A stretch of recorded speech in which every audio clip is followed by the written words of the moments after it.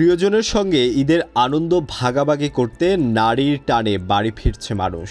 এতে মহাসড়কেও বাড়ছে যানবাহন ও যাত্রীর চাপ। তবে কোথাও যানজট না থাকায় নির্বিঘ্নেই বাড়ি ফিরছেন উত্তরের ঘরমুখ মানুষ।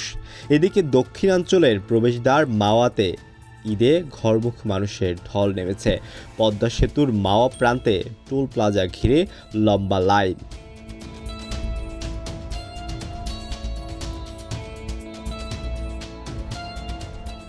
সকাল থেকেই উত্তরের প্রবেশদ্বার যমুনা সেতু পশ্চিম সংযোগ মহাসড়কে বাড়তে থাকে যানবাহনের চাপ। যাত্রীবাহী বাসের পাশাপাশি খোলা ট্রাক, ব্যক্তিগত যানবাহন ছাড়াও অনেক মোটরসাইকেলে করে বাড়ি ফিরতে দেখা যায়।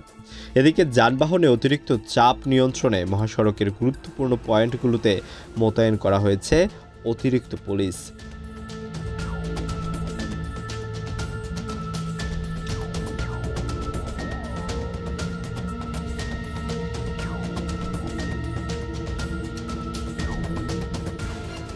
ঠিক উল্টো দক্ষিণাঞ্চলের অবস্থা।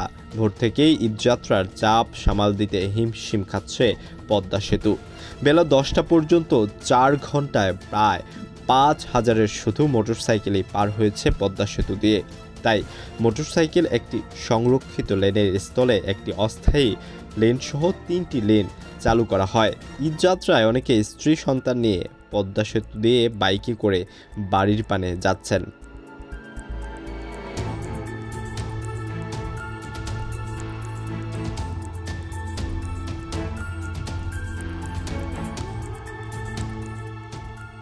মাওয়া প্রান্তের চলন্ত গাড়ি থেকে টুল আদায়ের টিসিএস পাইলটিং ছাড়া বাকি 6টি লেনে প্রাইভেট কার, জিপ, মাইক্রোবাস, বাস, মিনিবাস সব ধরনের যানবাহনই সেতু পারাপার হচ্ছে। তবে 9:30টার পর মোটরসাইকেলের এবং বেলা 11:15 থেকে অন্যান্য যানের চাপ কমলেও কখনো কখনো যানবাহনের চাপ বেড়ে লম্বা লাইন হচ্ছে, আবার কখনো ফাঁকা হয়ে যাচ্ছে।